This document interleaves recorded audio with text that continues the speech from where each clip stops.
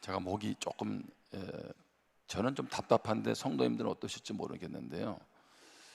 참 우리 교회 음향이 얼마나 감사한지 모르겠어요. 제가 최근에 두 교회 가서 이렇게 집회 가서 말씀을 전하다가 한 10분 정도는 너무 힘들었어요. 마이크 질이 떨어지는 거예요. 예? 그러니까 상대적으로 우리 마이크가요, 이 음향이 너무 좋아진 거예요. 그래가지고 제가 우리 교회 음향에 대해서 감사기도 했다니까요. 내가 목이 좀 잠겨도 그래도 커버해주는 음향이 있는 게 얼마나 좋은지 몰라, 그렇죠? 그러니까 하나하나 생각해 보면 참 감사한 게밖에 없다, 이런 생각이 들어요. 제가 한 칼럼을 보다가요, 이렇게 한 단어가 이렇게 눈에 많이 들어왔어요. 그 단어는 뭐냐 하면 인테그리티입니다. 인테그리티. 저도 예전에 이 인테그리티를 가지고 이렇게 말씀을 전한 적도 있지만, 그 인테그리티라는 이 단어는요, 인테그리타스라는 말에서 왔습니다. 인테그리타스. 그러니까 이 뜻은 뭐냐면 정직, 진실, 청렴, 이런 뜻으로 사용됩니다. 자, 하나님 앞에서 완전함, 신앙과 삶이 일치하는 의미를 바로 인테그리티라고 합니다. 여러분, 그리스도인이라면 당연히 무엇해야 돼요? 인테그리티. 믿을 수 있어야죠. 정직해야죠. 삶에서 그리스도인다운 모습이 나타나야 된다는 것이죠. 예를 들면 이제 토기장이가 항아리를 가만히 구웠습니다. 그런데 이게 잘 구워지면 겉과 속이 똑같다고 합니다. 그러면 항아리 밑에다가 인테그리타스라는 단어를 썼답니다. 인테그리타스. 이 제품은 믿을만하다, 그런 얘기가 되겠죠. 근데 살짝 금이 가면 인테그리타스를 쓸 수가 없고 유약을 발라서 값싸게 그 항아리를 팔았다고 합니다. 예전에도 한번 인용했던 그 팀 하스의 대표 하영록 회장님, 이제 목사님이 돼서 돌아가셨죠. 그분이 미국의 주차 빌딩 설계와 컨설팅 업체를 운영했습니다. 근데 그분은 회사를 경영할 때 잠언 31장을 가지고 회사를 경험했습니다. 그래서 그분이 쓴 책이 P31이라는 책이 나와 있죠. 잠언 31장 10절에 보면 누가 현숙한 여인을 찾아 얻겠느냐, 그의 값은 진주보다 더하니라. 우리 어머님들 이런 기도 많이 하셨죠. 딸을 두고 기도할 때, 또 그 아들의 며느리감을 놓고 기도할 때 현숙한 여인을 주세요. 왜? 현숙한 여인은 진주보다도 더 귀하고 가치 있다라고 생각을 하는 거예요. 그러면 이 말씀은 현숙한 여인에게만 해당되는 것일까요? 자, 이 하영 회장님은 이 말씀을 묵상하다가 우리가 다 예수 믿는 사람이 그리스도의 신부잖아요. 그렇다면 이 현숙한 여인을 어떻게 해요? 그리스도인으로, 또 자기 사업의 경영 모토로 해서 사업을 진행했다는 거죠.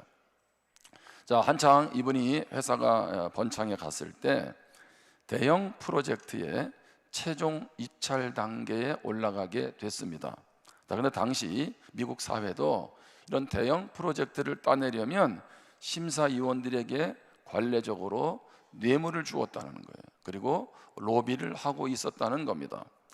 자, 그런데 이 하 회장님은 나는 하나님 앞에서 인테그리티를 지키겠다라고 하면서 소신을 지켰습니다. 결과는 예상대로 탈락되었습니다.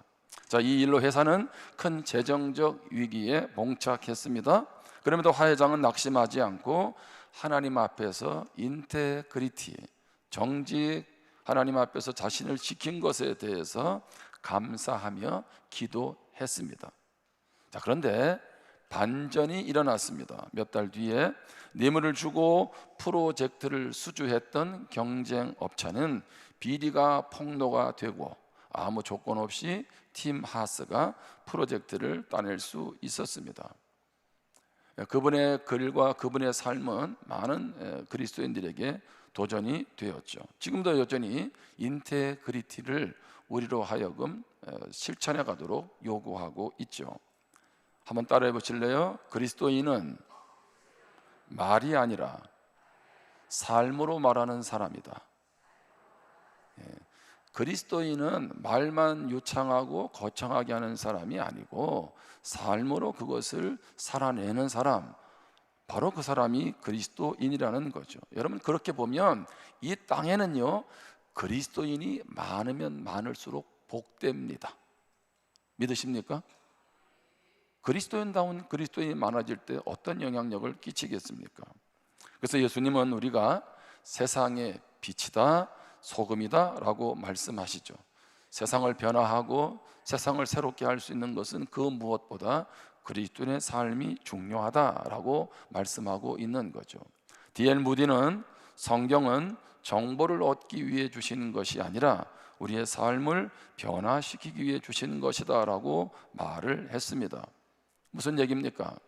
하나님의 말씀이 지식적으로 아는 것, 많은 깨달음을 얻는 것, 거기에서 멈춰서는 안 된다는 거죠.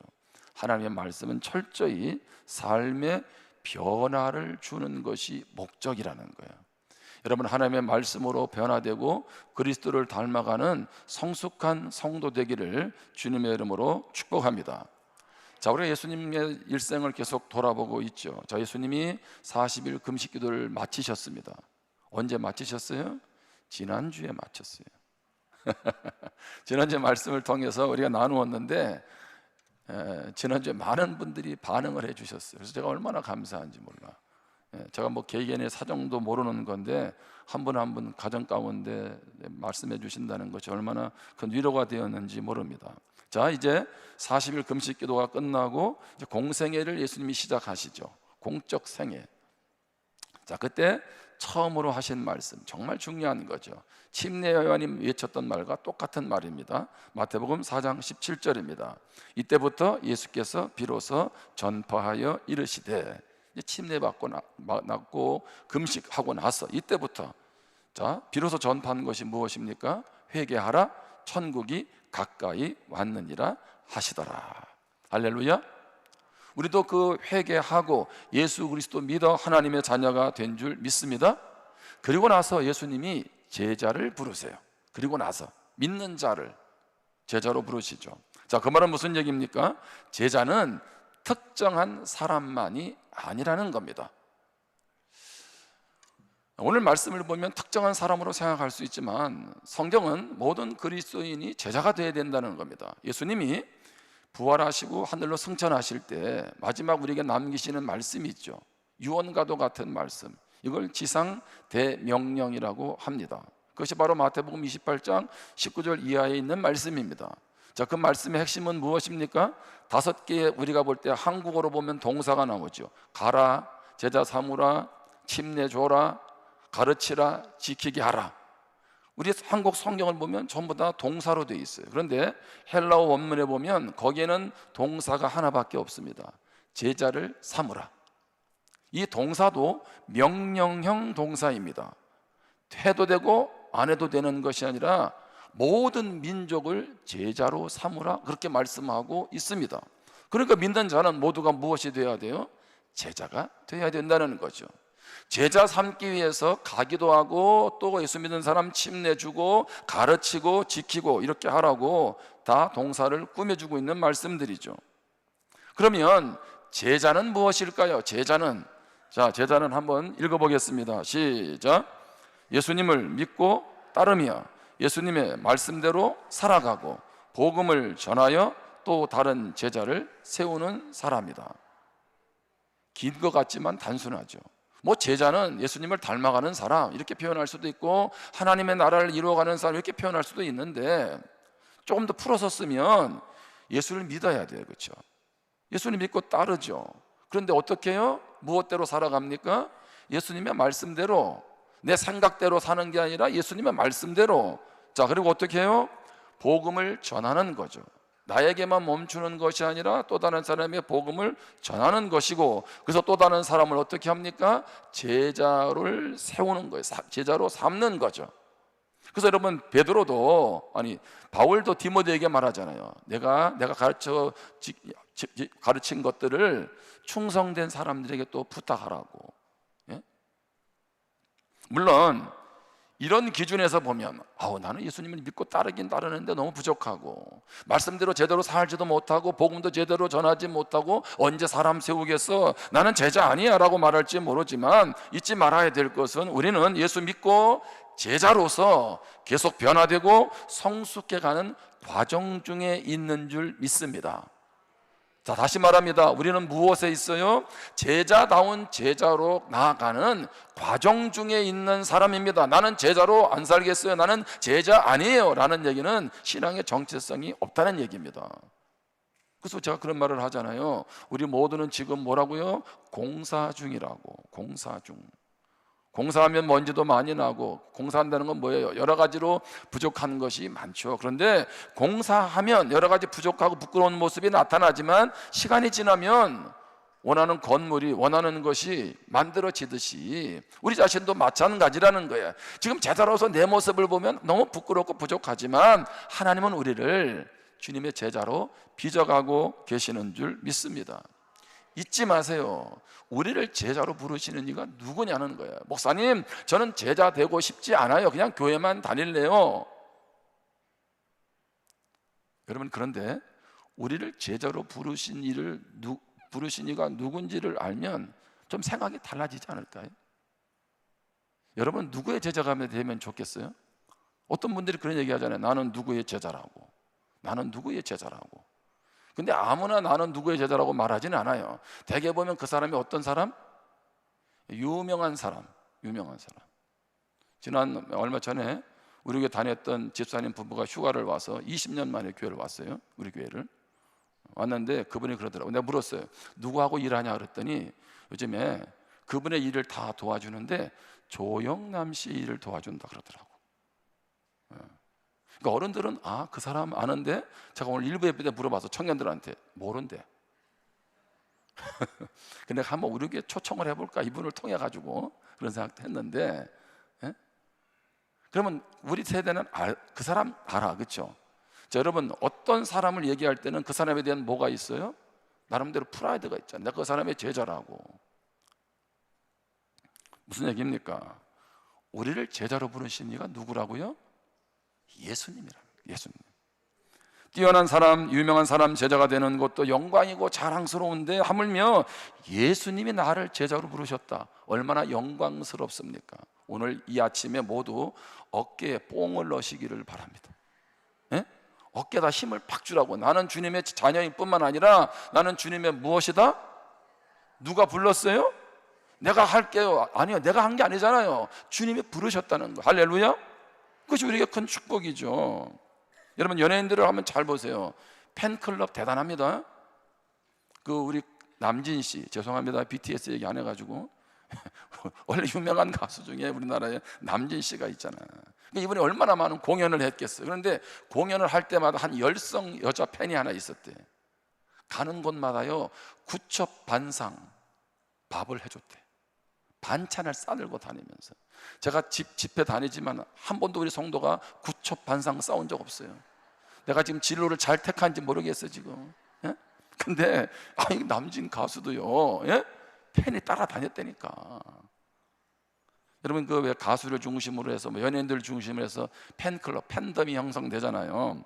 요새 많이 성숙해져 가지고 팬들이 가수나 연예인의 그 생일 또는 데뷔 기념일을 맞아 가지고 막 이렇게 다른 사회에다가 막 기부를 하잖아요. 그렇죠? 기부.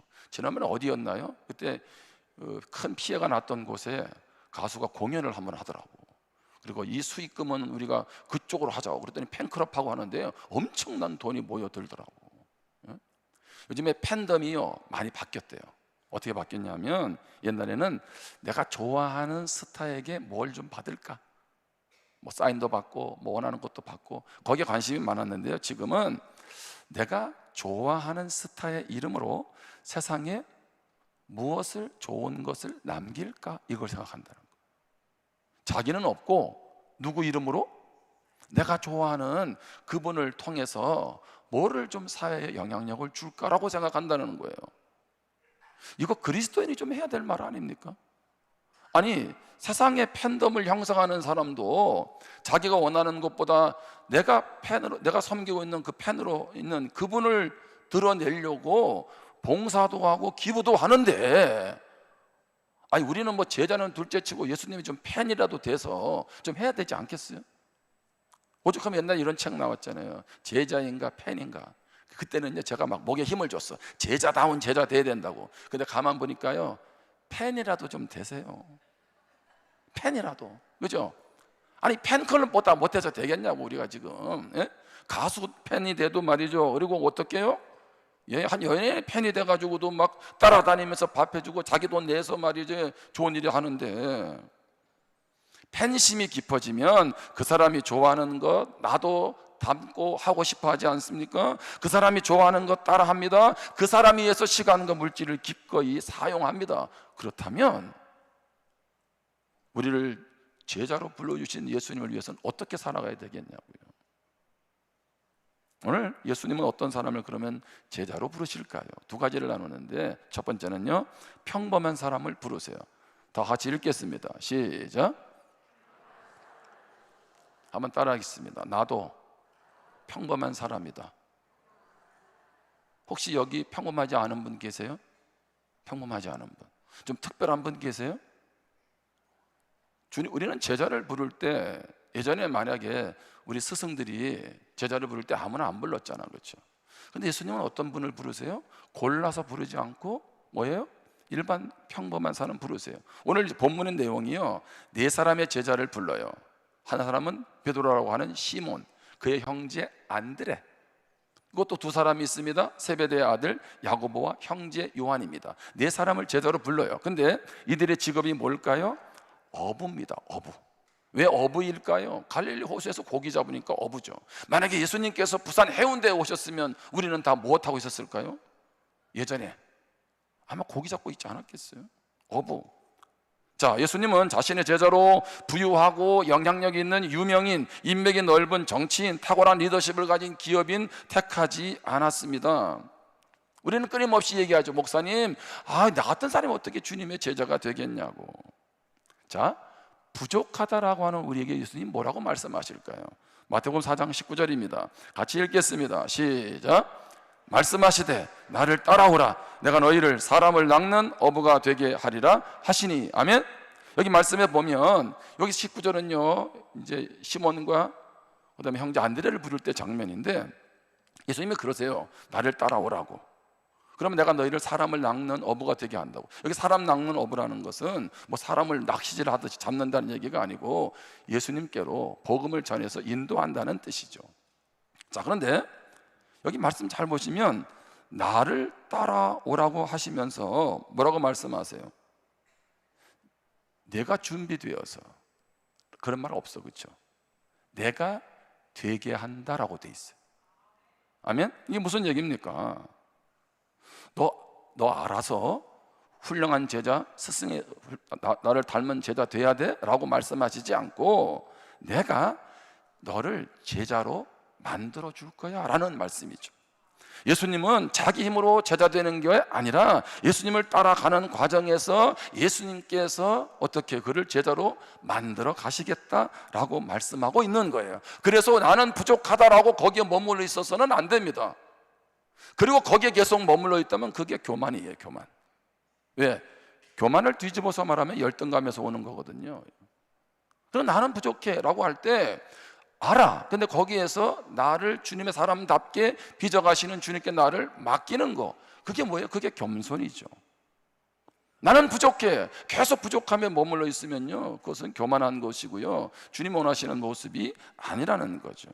자, 이렇게 예수님이 부르시니까 어떻게 반응했을까요? 20절입니다.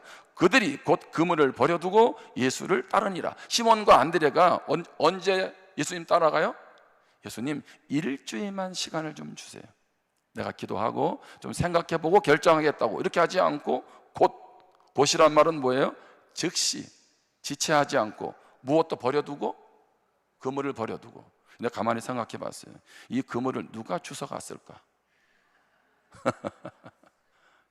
꼭 이런 데 관심 있는 분들이 있어, 그렇죠?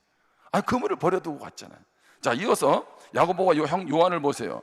자, 그들 제자로 불렀더니 22절에 그들이 언제?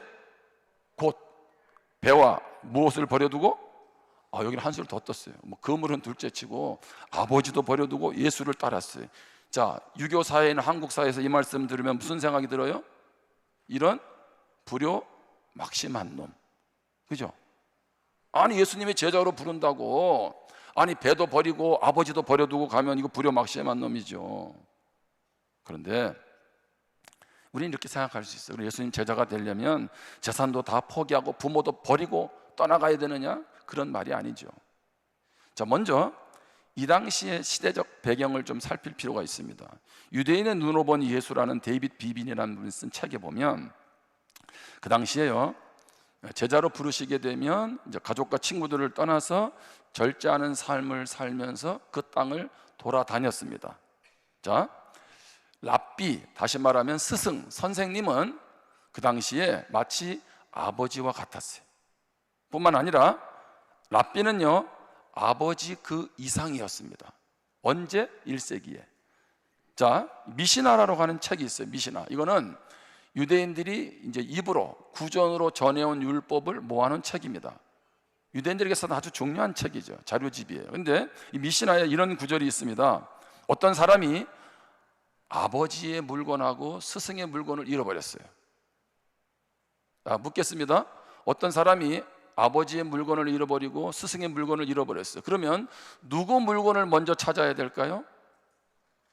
아버지의 물건을 먼저 찾아야 될까요? 스승의 물건을 먼저 찾아야 될까요? 우리 생각에서는 아버지의 물건이지. 근데 이 당시에 그들의 생각은 달랐어요. 아버지 물건보다 스승의 물건을 먼저 찾아야 된다는 거예요. 왜 그랬냐면 아버지는 이 세상에 육신의 생명을 주었지만 스승은 지혜, 토라를 가르침으로 오는 세상에서의 생명을 주었기 때문에 스승의 물건을 먼저 찾아줘야 된다는 거예요. 근데 단 조건이 있대요. 아버지가 스승 못지않은 학자이면 아버지의 물건을 먼저 찾아주어도 된다라고 말했다. 또 하나 물어볼게요.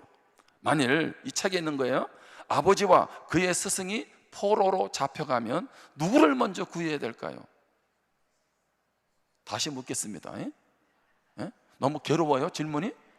자, 아버지도 포로로 잡혀가고, 자, 스승도 포로로 잡혀가면 누구를 먼저 구해야 돼요? 아버지를 구해야지, 그렇죠? 근데 이 당시에는 어떻게 했어요? 먼저 스승의 몸값을 지불하고 그리고 나서 아버지의 몸값을 지불하라는 거예요. 조건이 하나 있습니다. 아버지가 만약에 학자라면, 랍비와 같은 사람이라면 아버지의 몸값을 먼저 내도 된다라는 거예요.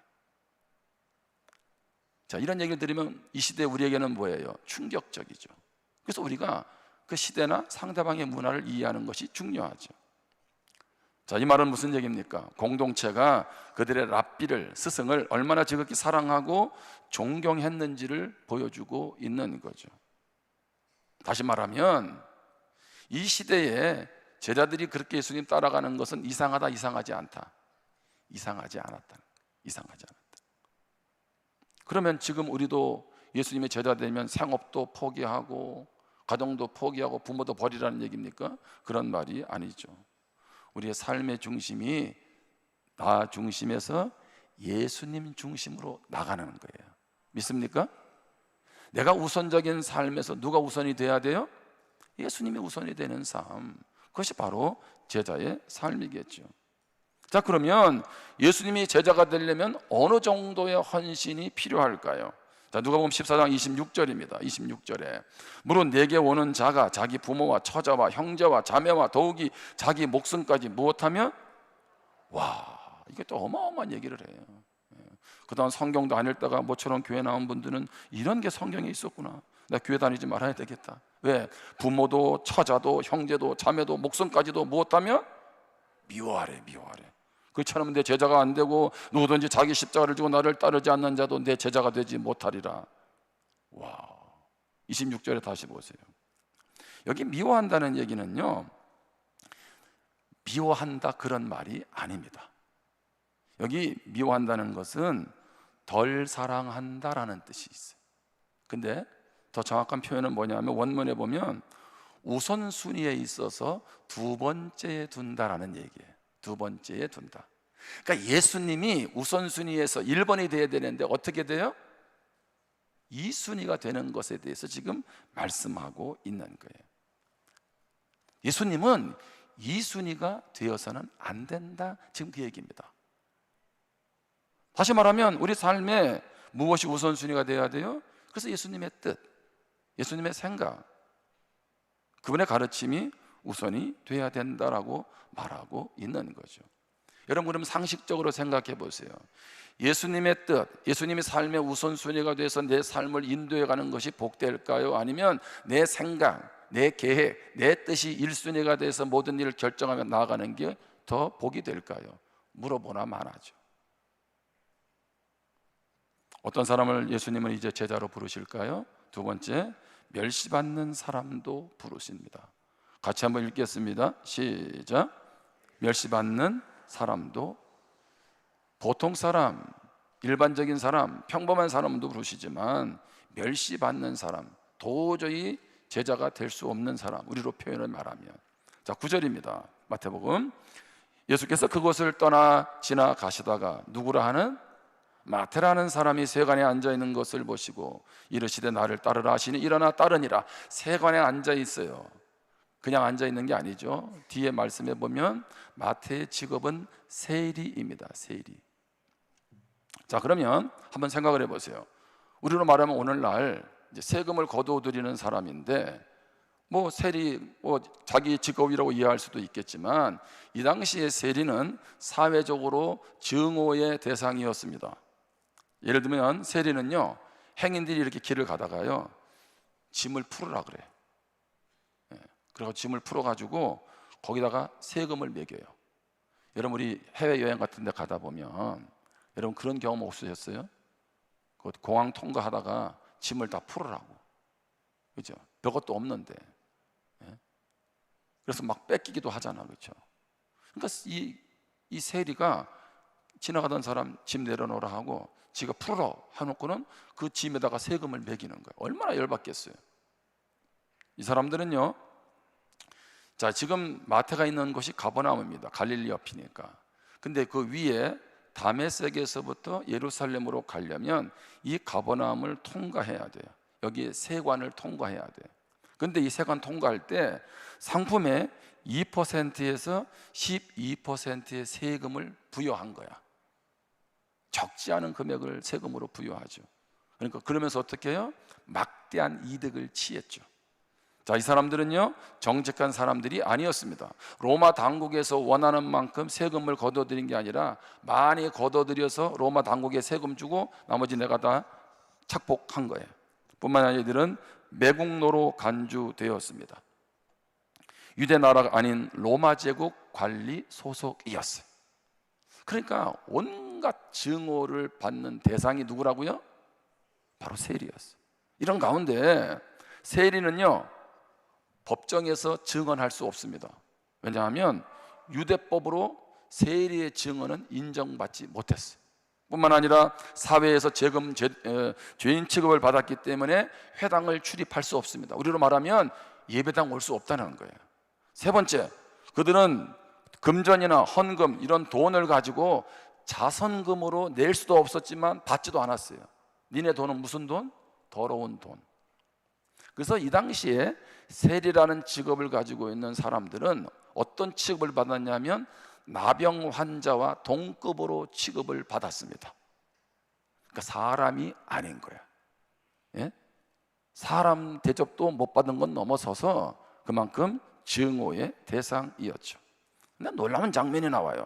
오늘 이 마태복음 세리 마태를 제자로 부르시는데 10절로 보면 예수께서 마태의 집에 앉아서 무엇 하세요? 음식을 드시네. 자, 그러면서 많은 세리와 죄인들이 와서 예수와 그의 제자들과 함께 앉았더니, 와, 많은 세리와 죄인들이 앉아 있습니다. 뿐만 아니죠, 바리새인들이 보고 그의 제자들에게 이르되 어찌하여 너희 선생은 세리와 죄인들과 함께 잡수시겠느냐. 여러분, 우리가 복음서를 잘 보면 세리와 죄인들이 세트로 나와요, 항상. 그런데 여기에서 죄인들은요, 범죄자가 아닙니다. 여기서 말하는 죄인은 자기들의 율법을 지키지 않은, 구전 율법을 지키지 않고 살아가는 사람들을 죄인들이라고 말을 하고 있어요. 그러니까 세리와 죄인들이 뭐예요? 다 뭐예요? 같은 사람이다. 그래서 이게 아예 죄인들 그렇게 말할 때는 이게 관용어적 표현이야. 세리와 죄인들. 여러분 성경 보면 예수님이 항상 세리와 죄인들의 친구가 되었다 이렇게 말하잖아요. 사람 대우받지 못하고 인간 취급받지 못하고 멸시받는 이런 사람들, 바로 그런 사람들의 친구가 되어졌다 이렇게 말하고 있는 것입니다. 한번 다시 생각해 보세요. 여러분, 이런 사람 제자로 부르고 싶어요? 여러분, 이런 사람 우리 가문에 있으면 어떻게 될까요? 호적파 내야지. 예? 그렇지 않겠어요? 마태복음 10장 3절을 봅니다. 우리 같이 한번 읽어보겠습니다. 시작. 빌립과 바돌로메, 도마와 세리 마테, 알페오의 아들 야고보와 다데오. 잘 보시면 여기 지금 제자들 이름이 쭉 나오다가 마태는 앞에 뭐가 붙었어요? 이걸 누가 썼을까요? 마태가. 마태복음의 저자는요 마태예요. 마태. 직업이 뭐였다고요? 세리였다고. 근데 참 재미난 표현은요, 다른 복음서에는 제자를 소개하는데 마태 이름 앞에 세리라는 이름이 없어요. 자기 과거, 가슴 아픈 거 굳이 언급하고 싶어요? 언급하고 싶지 않아요. 다른 제자들이요 마태를 배려한 거야.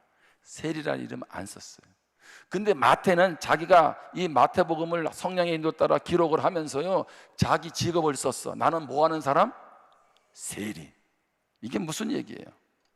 나는 12제자, 예수님의 12제자는 고사하고 감히 복음서에 제자가 될 수 없는 한낱 세리에 불과했던 사람입니다. 정말 별 볼 일 없는 사람이었습니다. 그런데 예수님의 부르심을 잊고 내가 예수님 안에서 이와 같이 변화되었습니다. 그래서 어떻게 해요? 과거의 나를 잊지 않으려고 하는 거예요. 나는 이런 사람이었어요, 부끄러웠어요, 그것으로 끝나는 게 아니라 그런 나를 예수님이 불러주셨어요. 제자로 삼아주셨어요. 내가 그리고 이제 우리가 안다시피 마태가 예수님의 12제자 중에 한 명이 되었잖아요. 도리어 예수님을 십자가에 못 박는 그 일을 가룟 유다가 할 게 아니라 누가 했어야 돼요? 따지고 보면 세리가 해야 되지 않겠어요? 이거 인간적으로 보면. 근데 그런 이렇게 변화되었다는 거죠. 왜 마태라고 쓰지 않고 굳이 세리 마태라고 썼어요? 너무 감격스러운 거야. 내가 예수님 만나는 거, 내가 주님의 제자가 되는 거, 나 같은 사람, 아무도 사람 취급받지 않고 내일도 없는 사람, 소망도 없는 사람, 어느 누구도 주목하지 않는 사람. 여러분 혹시 오늘도 이 자리에 그런 분 계세요? 지나온 나의 삶이 그러했고 지금의 나의 삶도 여전히 별 볼 일 없는 사람 있을 수 있잖아요. 예수님의 마태를 부르셨다는 것은 어느 누구도 예외 없이 부르신다는 사랑의 초청장이고 초대인 줄 믿습니다. 그래서 오늘 우리는 이 자리에 나올 수 있었던 거 아니겠어요? 그리고 유명한 성경학자인 윌리엄 바클레이는 예수님은 마태라는 이름을 가진 이 세리를 보았을 때 그 안에 있는 위대한 전도자 마태를 보았다. 와, 너무 멋진 표현 아니에요? 세리 마태, 모든 사람이 증오하는, 아무도 관심 갖지 않은 죄인들의 대표적인 세리와 죄인들 관용어에 쓰이는 그를 예수님은 어떻게 하세요? 그의 현재 모습을 본 것이 아니라 앞으로 그가 하나님 앞에서 어떻게 쓰임 받을지, 하나님 나라를 위해서 어떻게 사명을 감당할지 그의 미래의 가능성을 주목하셨다는 거죠. 뭐 베드로는 안 그렇습니까? 시몬 베드로? 그는 다혈질이잖아요. 다혈질. 여러분 다혈질이 혈기 많은 분들의 공통점은 뭐예요? 내가 왜 그때 소리를 질렀나? 그죠? 안 그래야 되는데. 그런 경험 많이 하셨잖아요. 충동적입니다. 베드로 격정적이죠. 그런데 그 형제 안드레가요 시몬을 예수님께로 인도해요. 자, 예수님을 처음 베드로가 만납니다. 오늘 말씀은 그게 아니고, 그러니까 오늘 말씀은 이미 벌써 만난 경험들이 있는 거예요. 자, 처음 만나요. 자, 요한복음 1장 42절입니다. 이제 안드레가 시몬을 데리고 누구에게로 오니? 예수께로 오니 예수께서 보시고 이르시되 내가 누구다? 요한의 아들 시몬이니 장차 무엇이라 하리라? 게바라하리라 하시니라. 게바는 번역하면 베드로라. 근데 이 게바라는 단어의 뜻은요, 반석이에요. 반석. 예수님은 시몬을 딱 보는 순간 너는 장차 뭐가 된다? 반석이 된다. 반석. 아멘? 아유, 아멘 좀 크게 보세요. 남에게라고 그러지 말고. 그렇죠? 예? 현재 있는 그 모습, 그냥 고기 잡는 어부, 별 볼 일 없는, 남이 주목받지 않는 그런 시몬 베드로가 아니라 너는 장차 게바, 반석이야. 반석. 그럼 반석하면 누가 떠올라요? 하나님 우리의 반석이 되신다 그러잖아요. 예수님 우리의 반석이 되신다고 하잖아요. 그렇게 충동적이고 변화무쌍하고 감정대로 흘러가고 기분대로 나아가는 그 베드로, 그 베드로를 어떻게 해요? 이제는 그렇게 살지 않는. 그래서 여러분, 베드로가 어떻게 됩니까? 나중에 초대교회에 중요한 부흥의 시작이 되지 않아요? 다 그리고 순교의 길을 걸어가지 않습니까? 여러분, 우리가 볼 때 우리 자신은 별 볼 일 없을 수 있어요. 맞아요.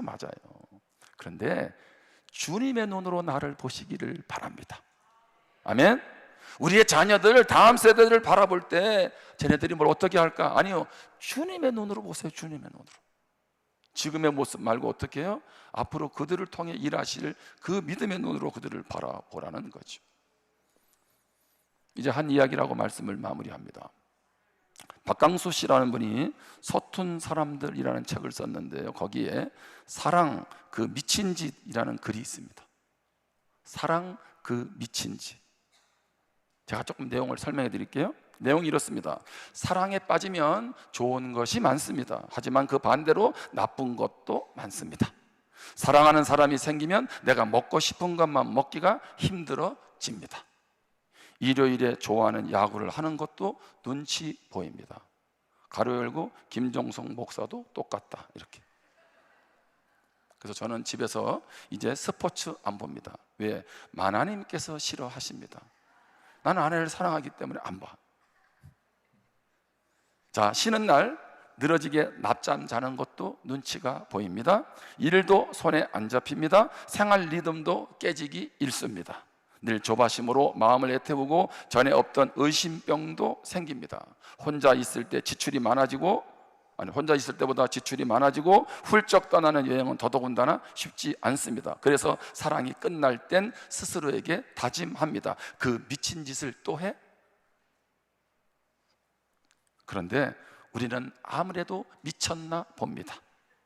그런 다짐을 잊은 채 또 사랑에 빠져드니 말입니다. 여기 첫사랑과 결혼하신 분 축복합니다. 그러나 여기 제가 보니까 상당수는 두 번째, 세 번째, 네 번째, 다섯 번째 사랑하고도 결혼할 수 있어요? 안 그런 척 하지 말고. 저도 첫사랑하고 결혼하지 않았습니다. 제 아내도 압니다. 근데 어떻게 해요? 그것으로 끝난 줄 알았더니 어떻게 합니까? 미쳤나 봐. 그죠? 또 사랑에 빠지잖아요. 뭘 얘기하는 거예요? 예수님의 사랑은요, 훨씬 더 미친 사랑이라는 거예요. 이 미친 짓은 누구를 위해서 하는 거예요? 사랑하는 사람에게 하는 거잖아. 근데 예수님은 누구에게 한 거예요? 자기를 사랑하지 않는 사람, 십자가에서 못 박는 사람까지. 그렇죠? 그 사람까지도 사랑하시잖아요. 자기를 내어주시잖아요. 일반적인 사랑하는 대상 때문에 미친 것이라면 예수님의 사랑은 사랑받을 자격이 없는 사람까지 사랑하셨어요. 누구까지? 나까지. 이게 주님의 사랑이라는 거죠. 오늘 우리가 다시 힘을 얻을 수 있는 것도 이 사랑 때문인 줄 믿습니다. 내 모습이 어떠하든 주님은 나를 자녀 삼아 주셨고, 내 모습이 어떠하든 하나님이 주님의 자녀로, 특별히 주님의 제자로 불러주셨어요. 얼마나 영광스럽습니까? 그 주님 닮아가는 우리 모두가 되기를 주님의 이름으로 축원합니다. 기도하겠습니다.